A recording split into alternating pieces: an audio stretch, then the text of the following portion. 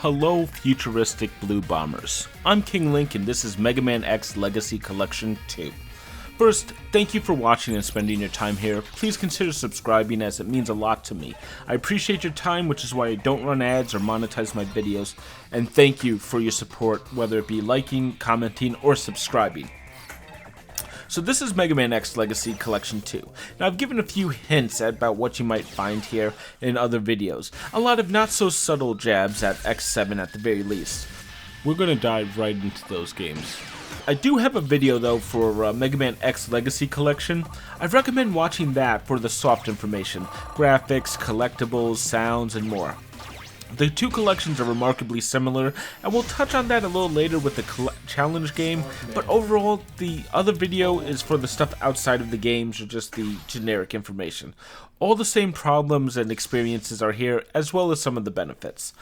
Rookie mode, there's no Steam overlay, there's no 4K, no real bonuses outside of the challenge mode. It's all the same, sadly. Even the Day of Sigma video is the same here, which makes no sense since that was a tie-in with the original Mega Man X, at least the re-release on the PSP. That made sense in that last game, it doesn't make as much sense here. Alright, really, that video isn't what's important. What is important, because of the lack of additional content, is the 4 games included. Now, Mega Man X1 and Mega Man X4 were excellent. Let's talk about Mega Man X5 through Mega Man X8. Get ready, this is going to be a little bumpy. Now, starting with Mega Man X5, this might be the divisive game in the series. I know some people recommend it over Mega Man X4. I don't think I've heard it beating Mega Man X1 or Mega Man X3 often, but I'm sure someone will say that. Personally, I dislike that game. Now, don't get me wrong, Mega Man X5 is good. And after playing through the next two, it's pretty freaking good. But it's just good. X4 was amazing to me. It landed on the PlayStation, delivered everything I wanted, even let me play Zero. That was a huge upgrade. X5 decided to get very inventive. Now we have a time limit in the game done by how many levels you can enter, which doesn't work really. It actually hurts the game a bit. There's actually a randomness to if you succeed at a few story-based things, you have a weird story. The part system itself is a little bit janky. There's some weird RPG leveling nonsense for the bosses which relates to the parts, and none of that is really great. But it's trying to change everything, even if it failed. I just wish they didn't try in all these ways, or at the very least explained each system to the player. They don't, and I feel that it's a weaker game because of that. But really, the problem of this game is twofold. Now, Keiji Inafune stepped away from the series here and told him to finish the series. That might be a problem. But maybe that's not so bad, because honestly, Keiji is now tied to Mighty No. 9, and that means maybe it was the right choice for the game. The second problem is that they tried to finish the series here, and they did it in a rather weak way, and of course it wasn't finished. Now, that's also Capcom's fault to an extent, but overall, both of the things kind of make me feel odd about this game. Overall, though, this is a good attempt at a Mega Man X game.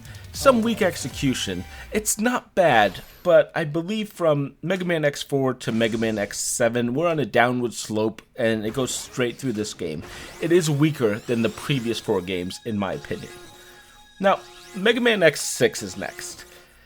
So, let's go back a second, and let me tell you, there's a level I dislike a lot in Mega Man X5. It's just annoying.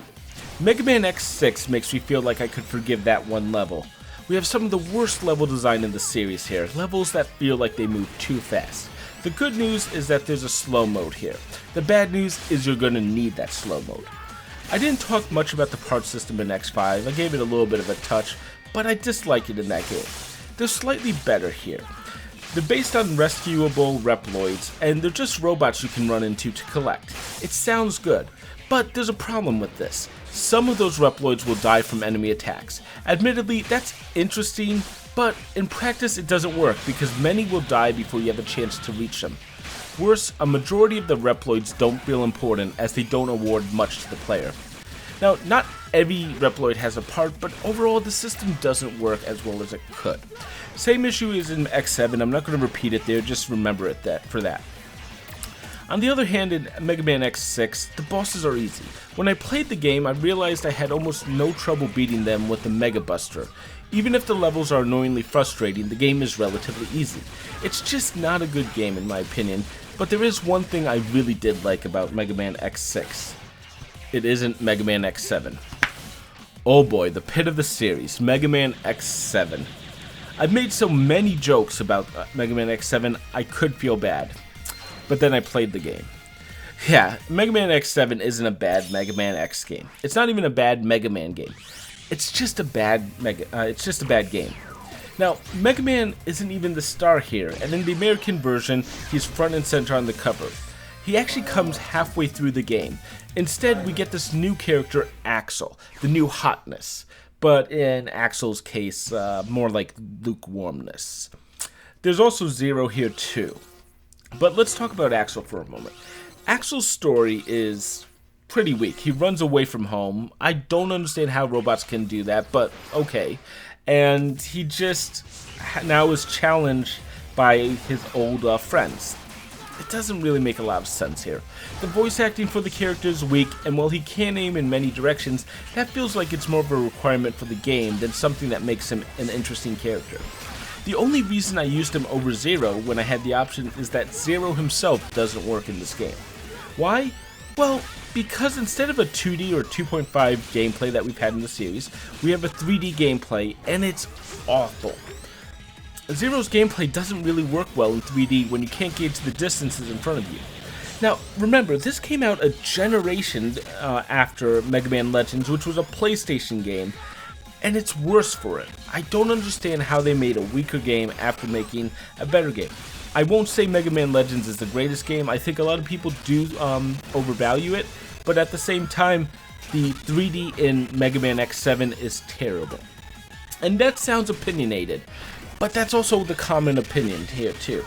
There's a lot wrong with this game. However, let me give you one more problem. If you shoot an enemy with their the weakness, you know, the weapon that will be opposed to them, they take more damage. That's normal for the series. However, in Mega Man X7, they also take an extra long time for an invincibility to wear off. During that time, they almost definitely get a hit on you. What the hell is going on here? That's just terrible, and actually made me actively avoid the weakness, which makes no sense in this series. Why wouldn't you use the best weapon against them? Because it makes them able to hit you back. You know, I hate Mega Man X7, and you know what?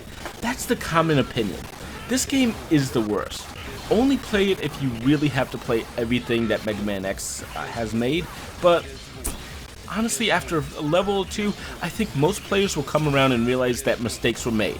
I think Capcom definitely did, because, well, Mega Man X8 came out. Now, admittedly, X8 didn't do well in the stores, but after playing it, I have to believe that's more based on Mega Man X6's and Mega Man X7's failures than Mega Man X8 on its own.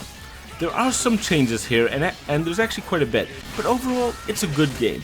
Maybe the best in the 4-pack, though, after playing the X6 and X7, I have to admit, X5 did look a lot better.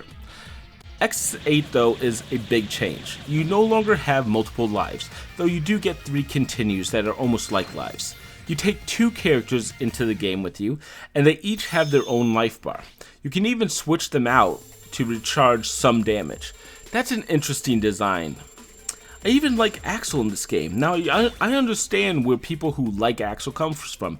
They played Mega Man X8. He's better. He's not amazing, admittedly, but the character is more interesting, his gameplay feels good compared to the last game, and he's a better character. They also moved away from the parts system of the last 3 games to a shop-based upgrade system. That also is an interesting change, but I have to admit I don't love that one itself. It is better than the parts system, but not by much. In addition, well, there's a few bad levels here. Optic's Sunflower level as a level really annoys me, and there's a part that I don't want to go into, but it kind of sucks. There's also, as a boss, Optic's Sunflower is really annoying and has its own flaws. Burn Rooster's level is actually slow and annoying as well, but again, compared to the last 2 games, this is a bit of a masterpiece. It's not that good, admittedly, but it's a high point in the series. Sadly, the series ended here, and it's a shame because there's a lot of crazy innovation in Mega Man X8, and it probably just came too late for Mega Man X as a series. Still, I like it, though I wouldn't say I love it. I would have loved to see an X9 just to see where they took the series. And of course, finally, as you see on the screen, there is the X Challenge. You know it's the same as the original game, though 2 out of every 6 bosses per level are different. It's not really much of a change, and I'm disappointed at the lack of effort on the X Challenge. You'll of course be seeing it on the screen. Check the other review if you want to know more, but honestly, don't buy it just for that. It's short and it's just not as good as you expect. Ultimately though, let me take a step back and look at this pack. If you're buying the series and you want all the games, definitely pick this up for 20 bucks. Price-wise, this is a great collection for collectors. But as a game itself, you know, I want to say buy this, but personally I can't. It's not a bad collection, but it's not collecting the best games. Mega Man X Legacy Collection is unbelievable. It's everything I wanted, 4 great games, and they're fantastic. However, Mega Man X Legacy Collection 2 is the weaker half of games. I would probably score all 4 of these games in the bottom half of the best of list. Yes, X5 is somewhat good. Yes, X8 is a good attempt to return the series to greatness, but both of those feel a little bit bogged down by innovations that didn't come through fully. Mega Man X6 and Mega Man X7 are weak. I really won't attempt to defend those two. So when I assigned a score, I realized I can't recommend this game outside of its collectible aspects. And the thing is, it's really for people who want to own these games, not necessarily for the people who want to play them. There's nothing wrong with the emulation, I just don't think the games themselves are that great. But I can't recommend this as for the gamer. I'm giving Mega Man X Legacy Collection 2 a 2 out of 5. You know, I'm probably being too harsh on this, but honestly, you have a better collection on the shelves one game over. If you're buying it on the Switch, get the 2-pack. Even on the other platforms, probably get both games. The original is easily worth the 40 bucks. This adds value to the entire package. But this is just a weak set of games with nothing additional to them. And while the additions might not help a ton, I don't really like these games, sadly. So, yeah, I'm sure some of you guys have an angry opinion about this. Feel free to leave a comment below. I appreciate any discussion. I understand that some people might like one or two of these games especially, but admittedly, you have to understand where I'm coming from. We have the Humble Monthly Bundle November 2018 coming up next. Yes, I'm back to doing that. Sorry about October. Story about that, probably never, but later. Hollow Knight, though, is next for me. It's going to be the first game of the Humble Monthly Bundle that I play. I played it a long time ago. I'm replaying some of it now, and I'll give you my opinion. Get hyped for that. I'm King Link, and this has been an absolute pleasure reviewing this game. Again, consider subscribing if you've enjoyed my review, and thank you very much for watching.